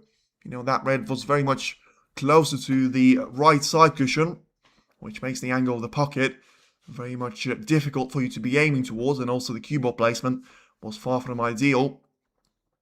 But I have to say, I feel like it's not going to be the last chance that Chomp will get of winning this frame. For the time being, it is going to be a long shot available here for Watchalong, and he's going to miss it by an absolute mile there. So once again, just doesn't seem like he's up to the pace here at all. The red is going to cannon away from the yellow and finish pretty much closer to the green. So this red can be taken into the green pocket. Let's see if Chomp is going to be able to do something about it here. Is he going to be all about getting that cue ball to be in behind the green? And still trying to get a snooker lined up on his opponent. And he was always going to be the attacking approach chosen. And slightly overrun though for the blue, because he's going to be on the wrong side of it here. And therefore, he's going to have a bit of a difficult job for Chomp to try and stay on the reds at the bottom part of the table. So just play with topspin. Once again, needed to make sure he wasn't too close to the yellow pocket. And in the end, he's going to catch the yellow itself, which would have been quite close to the right side part of the table there. So now Chomp is going to be, once again, running himself out of position as he has in the previous frame. You know, he needed 2 chances for him to be making that frame very much his for the taking. And right now it is going to be just 6 points scored after a decent opportunity there. I know that the red and the blue weren't perfect there for him. But as he now manages to play a decent safety shot, manages to place that cue ball to be perfectly on the spine in terms of just about closer to the left side. So that, you know, he was always going to have more reds to be aiming for the right part of the table, which makes the shot even more difficult from Watchalong's perspective. Now it is going to be all about trying to ensure that he's got a good chance of taking this red from the left part of the table. And if he judges the pace well here, shouldn't be leaving any one of those reds away, to the extent that it is going to be classified as an easy shot there that Chomp can take. But he looks like he's managed to play this one with so little power that he is going to leave an easy red away to the right middle. And he's smiling about this one, but he'll be very disappointed with the way this match has gone to him, and certainly away from him as well. It's now at 10 points advantage for Chomp, and yeah, this red to be taken into the right middle. Certainly going to be a great invitation there for Chomp, and it looked like he was going to have the ability to try and maybe send the cue ball down the table from the right side. In the end, didn't quite work out, so had to try and stay on the blue instead. Still worked out to a decent extent, to be fair, because right now he's going to have a good chance of taking the blue here, and still trying to find a couple of those loose reds at the lower part of the table. Nearly once again collides the cue ball with the yellow. In the end, not quite going to be the case here. Yeah, has got the ability to try and get that cue ball to stop right before it reaches the perfect point there for him to be taking this red away. Once again, it is going to be down to his judgment of what he wants to do with the cue ball. And he decides to play for the blue. Once again, he's going to be nowhere near being top side of it. And in fact, he's going to be quite far away being top side of it there. And Murphy's also 3 frames. Yeah, I've seen that one. Completely identical frames there, with the way that the 2 players from China are getting dominated by, you know, the world number 8, if I'm not mistaken, there with Murphy, and the world number 1 with Chomp. So he does look like an absolute carbon copy of one another, but, you know, Chomp and Murphy are not going to care about what's going on in the other match. All they're going to care about is what's going on ahead of themselves. And Chomp now still has got a really good chance trying to take the black now into the right corner, for him to be heading that to 30 points of a cushion. Now, is he looking onto 2 more reds that potentially can be taken one after another? But for the first one to be potted into the left corner, he needs to make sure the positional play is going to be absolutely spot on there for him. And that's why he's going to be taking a bit of the power away from the cue ball. Let's see if he's managed to find that corridor. And a bit of a check there to see if the cue ball is going to be having enough of that red visible to it. It does look to be the case, although he may not be able, I should say, to avoid the contact on the other red. See the way that he tries to play this one, taking the power away, using the black cushion nicely. And once again, he's able to re-establish himself nicely on the black. So going for a potential 1-4-5 as it stands, only using the blue on one of those occasions. Which doesn't actually sound true to me, so I may have actually missed one of the reds that he potted. And it would have been 99 points that he's got available to himself. But for now, he's about to make it 39 as the advantage there over Watchalong. And once again, I mean, as much as Zhou has struggled to try and get himself with those early chances, you have to say, apart from the third frame, Trump has been really clinical with the chances that have been presented to him. I know that he's managed to make it the mess out of the second red that he had available to him, but apart from that, he's been really rock solid with all the chances presented to him. And now, is he going to be able to stay on this chance though?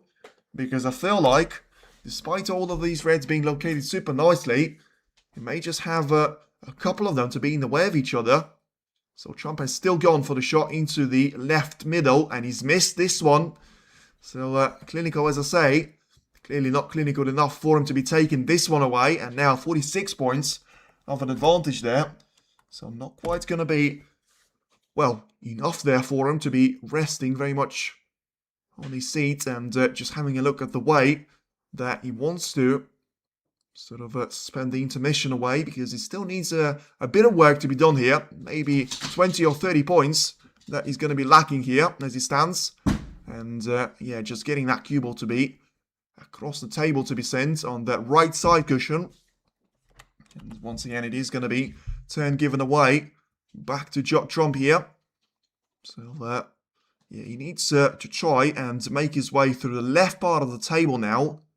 So once again, that cue ball is going to be cannoned off the left side and wants it to be positioned perfectly on the black ball cushion, which is not quite going to be the case here. And I feel like once again, as much as Watchalong sometimes is going to be criticised for how long he takes on those shots, I feel like whenever he gets a chance at this stage, as much as he's very unlikely to get it, if it's going to be a difficult shot from what we've seen in the last couple of frames, still probably has to go for it. He now finds himself 46 points down, and he may have played the last shot of the frame here.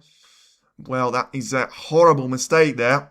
All you had to do was to find the direct path for the cue ball to be heading to the top part of the table, and in the end he catches one of those reds that were on the top part of the table pretty much full ball, pushes one of them closer to the yellow pocket. So gives it a variety of options there for Trump to be taking. Now with the split that he had to the pack previously, as he now takes this red without any complications at all, he's going to be lined up for the green as well. And now just looking to make sure when he brings that cue ball down the table, he's not going to be able to lose touch of it anymore. And he probably is going to be just down to the last 3, maybe 4 reds that he needs to be taking with expensive colours of some sort. And it is going to be 300 points scored in the 4 frames that he's played. And it is going to be a complete and utter demolition job there from Trump. He now surely marches on closer and closer to the quarterfinal stage. Now, incredibly, we've seen the stat yesterday of 155th final, a quarterfinal that John Higgins is going to reach in his professional career. And I've seen a stat that it is somehow pretty much third of all the ranking events that have ever been played in the history of snooker, which, I mean, it's a stat that can't really be comprehended, I should say. But that is the case, and Trump, of course, will have that record on his name, but he's still going to have some brilliant records when it comes to the defeating Watchalong here. Still yet to lose a competitive match to him. And now 66 points is going to be his advantage, taking the red to make it 67, whilst having the same number, very much at the table ahead of himself. So now taking the pink with it as well, which was the frame ball, but with the way that he takes it, it's all about just looking like it's a practice table there for Trump. And of course, he doesn't have enough points technically for it to be a century break. But apart from that, he has got all the tools for this to be a perfect frame in the making there for him. And now gets that cue ball to be across the table one more time for him to be playing a couple more of these reds into the left corner. Slightly underrun for it. Murphy's heading to a quarter-final match against the Cyclones. You know if those two have met previously. Murphy against Zhou Xington. I mean, it's not really the one that rings a bell with me. But yes, actually I do know, because the return from his ban last year, I feel like that was the loss in the UK Championship for him. 6-5 in the decider, and that was the only match professionally that he lost out on in the Triple Crown events last season. Incredible stat there that I've seen, because he has come through loads of qualifying matches at that point, and still was very much able to have that match to Shaun Murphy as the only one that he's actually gone on to lose. And yeah, really impressive stuff there from Zhou Xington. But, I mean, don't underestimate Elias Lesser. I'm not going to say Zhang Anda, because if he finds himself 3-0 down against someone that has been so much in form as Shaun Murphy has been so far this season, that he's going to be a real difficult job for him to try and do anything about it. For now, Chom just taking this break completely for fun there, trying to get the blue into the left corner, and at the same time making a bit of a contact with the yellow. In the end, it is going to be another 60 plus of a break. Is it going to be anything more than that? The answer is no, as the yellow is going to be nearly flicked in into the left middle, and Chomp is going to turn around and make his way onto the intermission. It has been a perfect performance there in the opening 4 frames, as Chomp now leads Watchalong by 4 frames to 0, and he's 2/3 of the way into the quarter-final meeting with either Barry Hawkins or Mark Williams. By the way, Zhang Anda is still battling away against Shaun Murphy, that has got a lead of 22 points to add to the 3-0 lead that he has. For now, though, 15 minutes of an intermission, and then we'll see if it is going to be a bit of a comeback from Watchalong in the making, or is it going to be Trom to make it another whitewash in his career and march on towards a quarter-final appearance of his own. Speak to you soon. 15 minutes time of intermission, and then we'll be back. Feel the waves cut through me, hypnotized by the sounds I'm breathing in. Hold tight, chemicals collide. Hold tight, hold tight, hold tight. Dripping lights paint the skies, all because of you. Dripping lights paint the skies, only you can make me move. You can make me move. Can make me move. You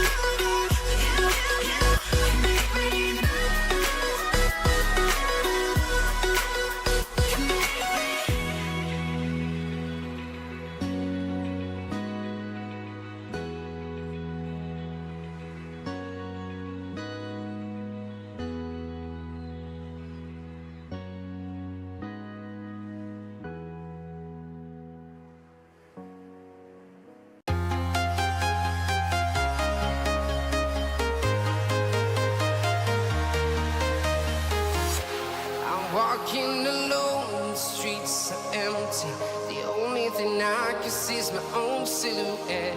I'm getting stronger, step by step. The clock is ticking, but there's no time for regrets.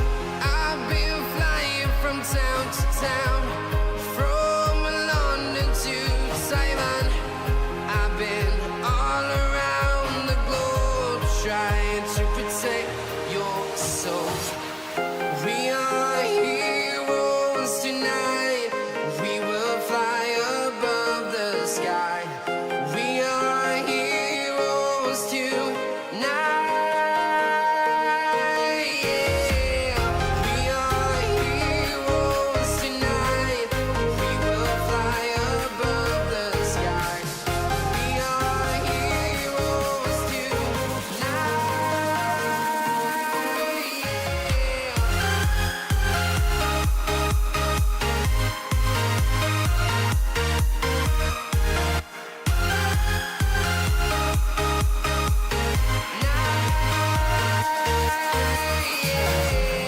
Feel like a dynamite, ready to explode right up in the sky. I need you to listen, I need you to hear, and don't show any fear. I've been flying from town to town, from London to Taiwan. I've been all around the globe, trying to protect your soul. We are heroes tonight. We will fly above the sky. We are heroes tonight. Yeah. We are heroes tonight. We will fly above the sky. We are heroes tonight.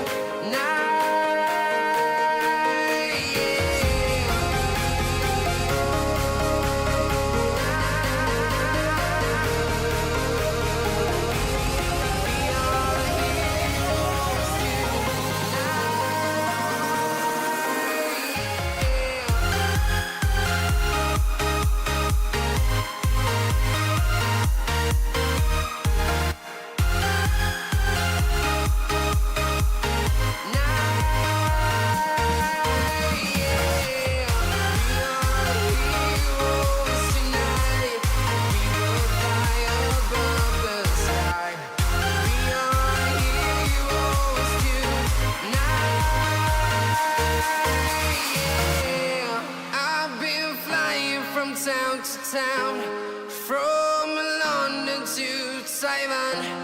I've been all around the globe, trying to protect your soul.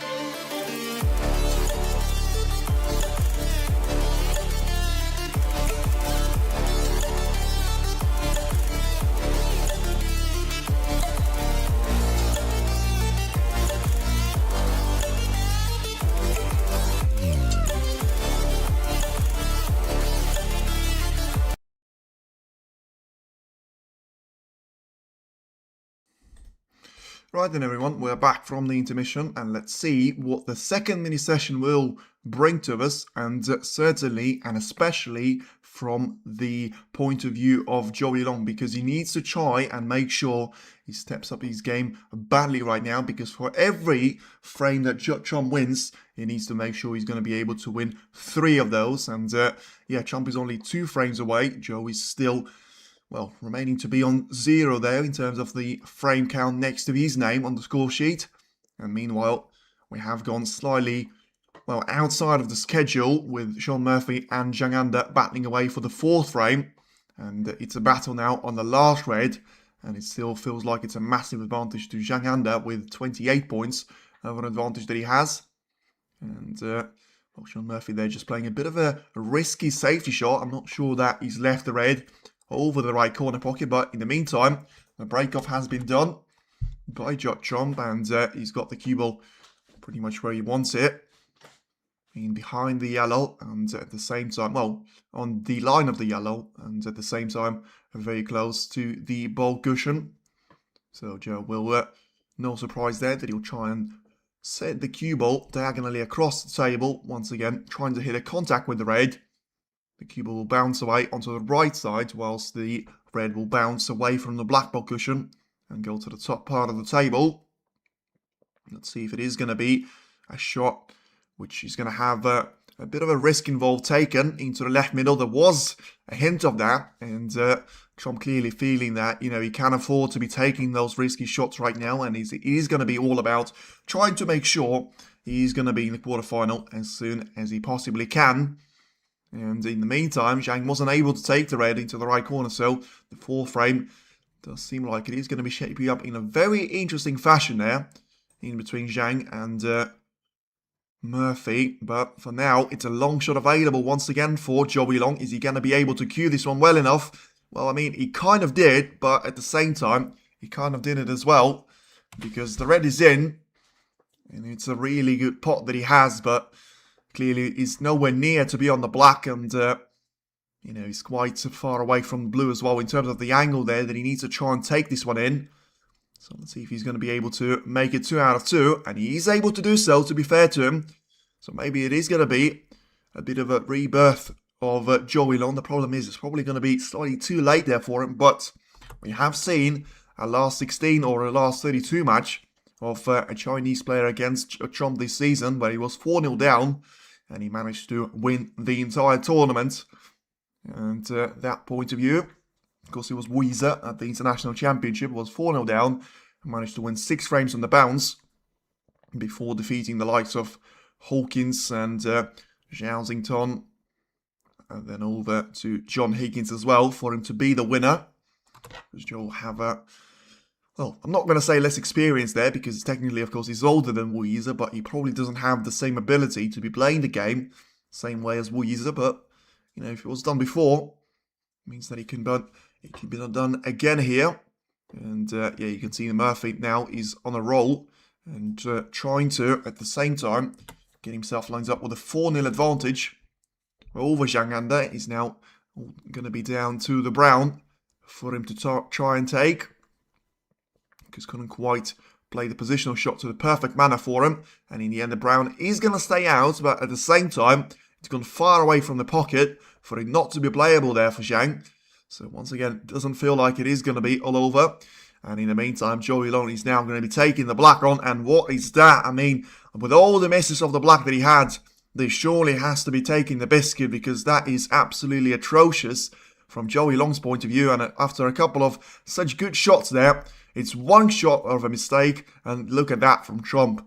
I mean, that cue ball was lined up perfectly for the red, and straight away you can see 17 out of 17 there for Trump in terms of potting the black off the spot. 1 out of 3 from Watchalong's point of view, and it is now going to be back to Trump here for a chance to try and make it another frame win, where he was behind in quite a few of those frames, and he still very much was very much winning every single one of those frames quite comfortably. You know, he could make a point about the 3rd frame being quite close at the end, because he was a battle in the midway point where he was 17 points over to 16.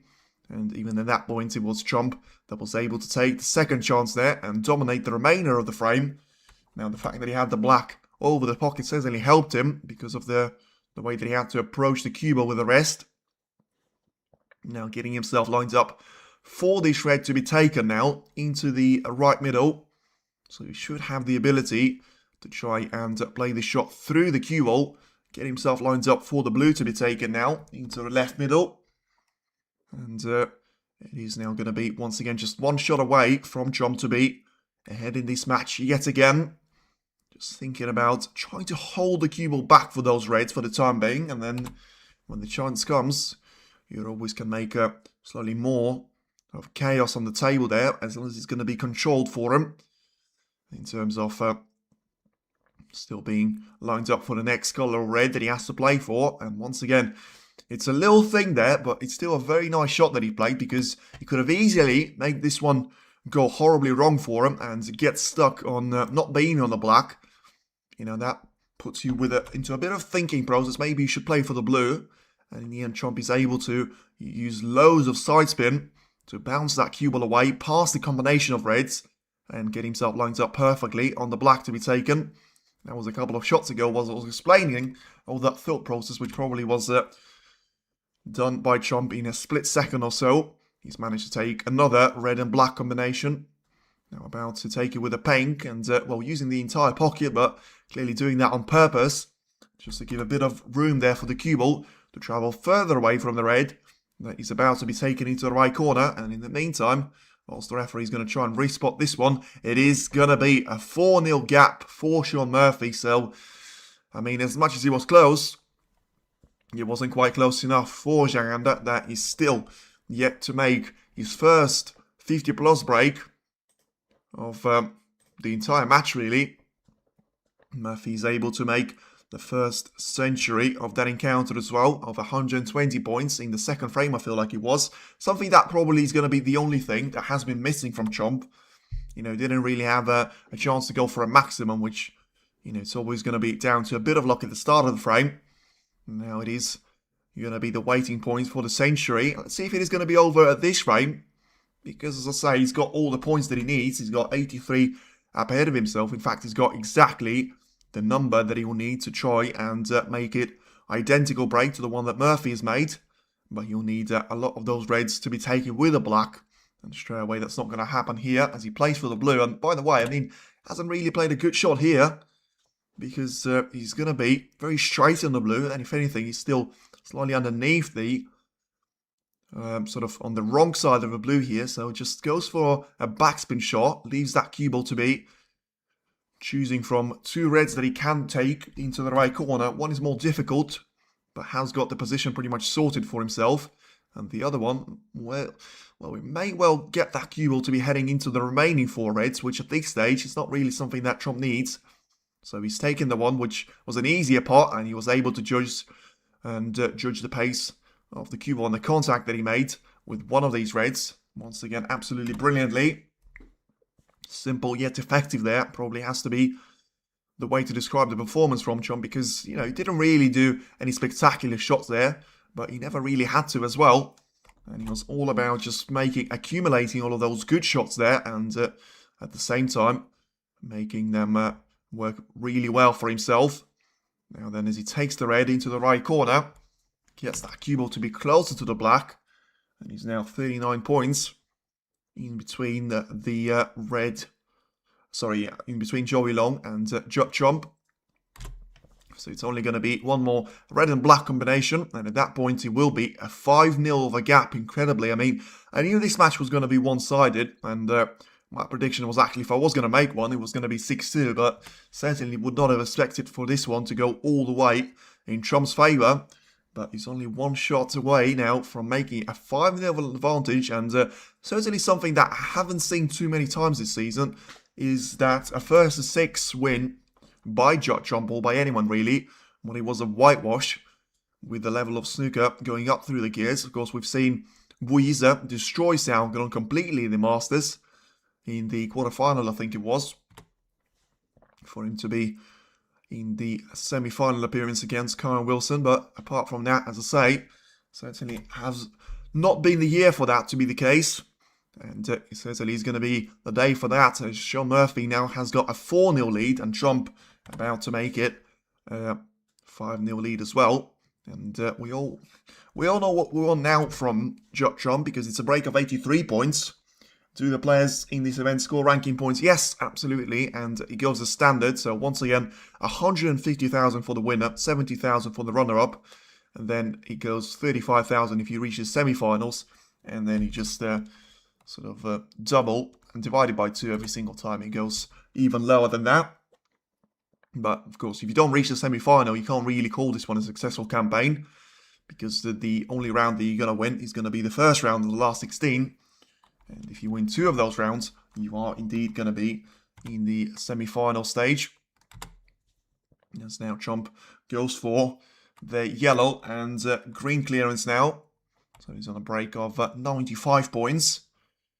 About to go for the brown as well. As he takes this one really nicely indeed. So 99 points here for Trump. And, well, I mean, I mentioned he could have gone and leveled things up with Murphy in terms of the highest break made in these Players' Championships so far, in between the two of them. And he certainly is going to make a century break here. 104 points and counting, so he can still make this one 117. And make no mistake about it, you know, it was super difficult for him to try and achieve that. And look at that, that will be a perfect example how you pot black like that, because it was exactly identical to the Joey Long's black that he missed off the spot while scoring 13 points in the frame. And Chump's done it on the final black while still showing off a bit of exhibition style there with that cue ball to be sent right across the table. And it is now round 1, and it's only 1 frame away from round 2 there for Trump. We haven't even started the 5th frame in the match of Shaun Murphy and Zhang Anda, and it already looks to be all over in between the world number 1 and the world number 32. I mean, that's probably the player that got the best draw on paper, but at the same time, as I say, I think that performance against Ronnie O'Sullivan has really maybe sort of feel like Joey Long could be a real deal. You know, he's got experience, he's got, certainly knows about not celebrating before you get yourself over the line. And but if you talk about his performance at the World Grand Prix, which, as I say, it was impressive, but it wasn't really quite as impressive as the other 3 players at that stage, because yes, you defeat someone like Ali Carter 5-4, which was a good match, but it was a really good way that he managed to go back from 4-3 down and still win it 5-4. Jack Jones, I mean, that Robertson match was weird, but it probably was the best match that he's played in the entire season, and then he just disappeared. And in the first round against Stephen Maguire, that has, well, it's been a while since Maguire has been in the top 16. He's now currently the world number 25, and I still feel like, unless he has got a really good World Championship campaign to try and back it up, he's going to lose loads of those points. Because of, I can't quite remember how far he got into the 2024 world title, but because we have a pause now, I may as well check it, because I felt like it was obviously Bingham and Gilbert that got into the semi-finals, but I feel like Maguire was in the quarterfinals as well. Yes, he was. He lost out to David Gilbert. It was a pretty bad day for the top seeded players, as Ronnie O'Sullivan and John Higgins, Stephen Maguire and Judd Trump all lost out to the likes of Jack Jones, David Gilbert, Kyle Wilson and Stuart Bingham at that point. All of them probably have been quite surprised by that performance.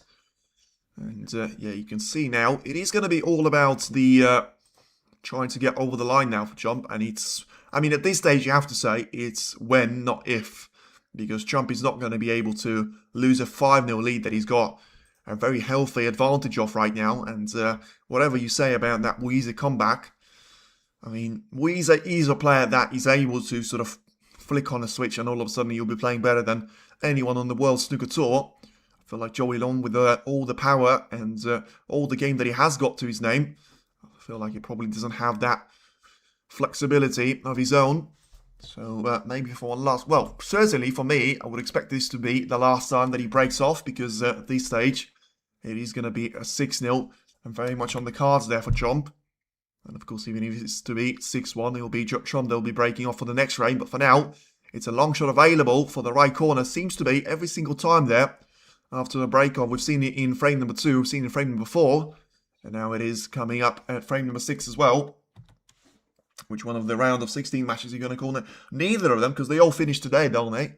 And, I always want to do Zhou Ton, but with all the respect, I feel like the way that I've seen Elias Lesser play against Karen Wilson in the first round of the UK Championship, I just feel like that's going to drag on for a while. But for the quarterfinal stage, as I say, I'm looking at this part of the draw. So Trump against Murphy for now looks very much...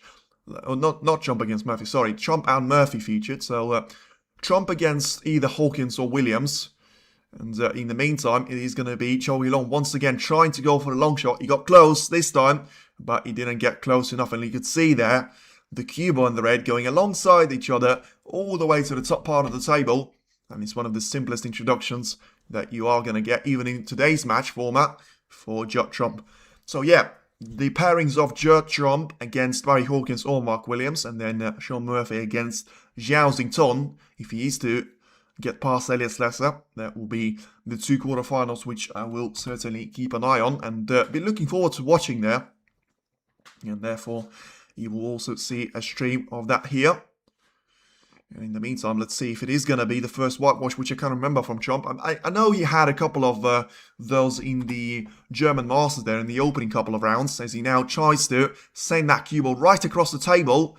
And still waiting for the reaction on his face, because it looks good to me. But only if he's able to get past the other red to try and nudge one into the right corner. And once again, I mean, I have a second and third look to it. And it still looks like he's going to be heading just about fine into that pocket.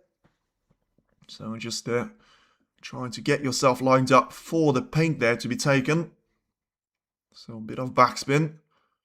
Because would have been wanted there, but it ain't going to be possible. It is such an awkward shot there that he finds himself with. Pretty much no angle at all. And across the table, ooh, this is a really nice shot there that Trump has played. And this is a masterpiece of cueing. Because look at the way that he's managed to operate himself to finish on the pink. I mean, he had about 5 centimeters there of a room to try and make his way around off. And it still looks like you could not have finished any better on this pink. It's still going to be awkward, but with the position that he had previously, I think like you'll absolutely take this one away. Although it doesn't feel like he's played a fantastic shot there. And, well, to be fair, he's got one red, which I didn't really notice before. Into the left corner, which is going to be a lot simpler. And then a couple of the ones into the right corner. Of course, one thing that I will mention, that the pink is going to be heading in towards the right corner and the left middle. And that's going to be a massive boost there for Chomp. Because if that wasn't the case, you have to say it probably would have been game over there for Zhou Long. And in the meantime, you know, the black is not available. The pink has got limited availability to it. And you still can use the blue very much to the full extent that you can. And need to. Although I still feel like Chomp is going to be desperate to try and stay on the pink there when he needs to. But at the same time, just get that black to be in the open play as soon as he possibly can. So for now, a bit of backspin on the cue ball. Send it across the table once again towards the left side cushion. Bounce it away for the pink. And despite it being a bit of a gap there in between the cue ball and the pink, it should still have the ability, because of how far the white has gone from the side cushion, to go really deep onto the white and just play it with backspin.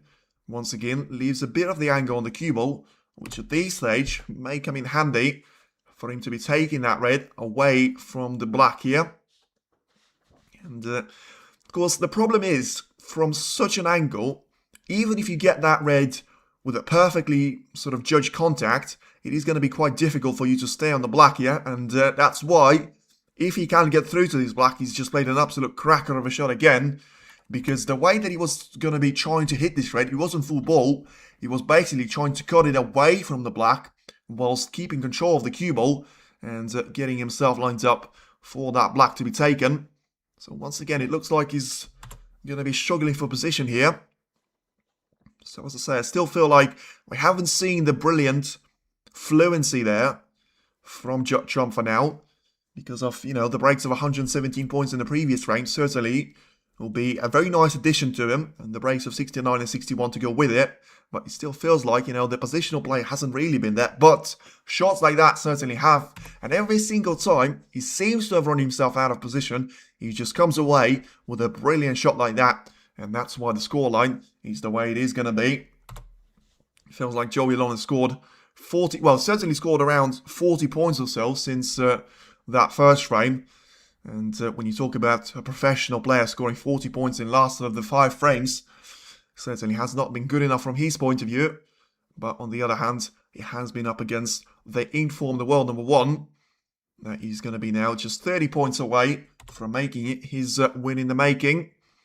Now just this red to be taken into the left corner. He has a bit of a look to see if there is going to be a way for the cue ball to avoid any sort of unnecessary contact on those reds.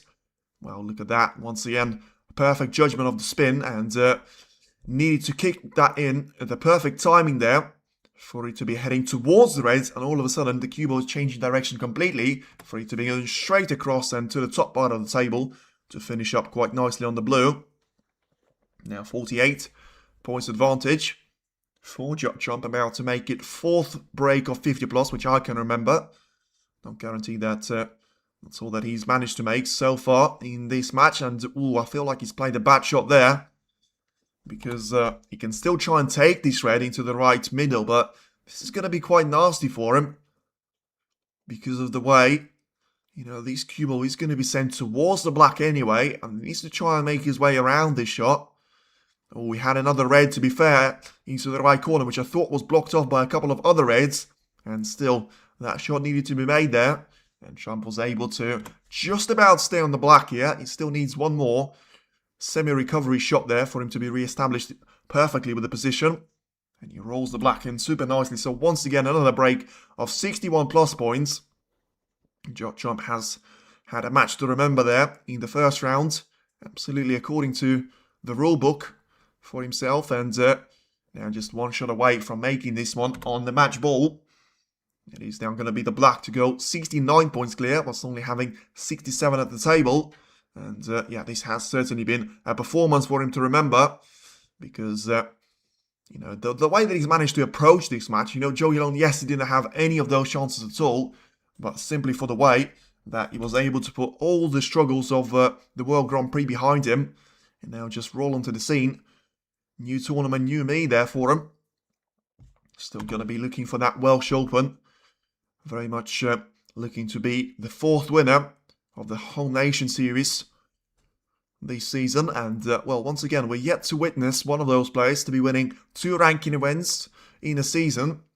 And right now, Watchalong is certainly going to be the favourite if he's able to continue the form like that. Unfortunately, it's not going to be a century break, and you can see that Watchalong is not going to be able to bother whilst needing 5 snookers to find. It is an absolute demolition, as I say, once again there from Chomp, as he destroys Watchalong on his way to the quarter-final appearance against either Mark Williams or Barry Hawkins. In the meantime, Sean Murphy and Zhang Anda are about to restart their match, but there only been one starter here, and Watchalong has managed to, well, whitewash Watchalong here, and John will be disappointed with his Players' Championship appearance, probably for the first time in his career, and in the end you can see straight away he's going to be marked as red and eliminated from the tournament alongside the couple of Chinese players there, Wuizi Xiao Godon. But Trump marches on there as the beautiful camera work by the cameraman there. But we'll be back with the quarter-final action, and let's see if it is going to be Sean Murphy, Trump, Mark Williams, which one of them in the action for the first quarter-final appearance, and then which one will take it all the way to the top and try and make it maybe another new ranking winner this season, although it's going to be very difficult for how many just that we had. Speak to you soon. Thank you very much for tuning in. Feel free to hit the like on the stream as you leave the channel, and then still, if you like the content, subscribe to the channel, and we'll see you for the quarterfinal action in tomorrow's time. Thank you, and speak to you soon.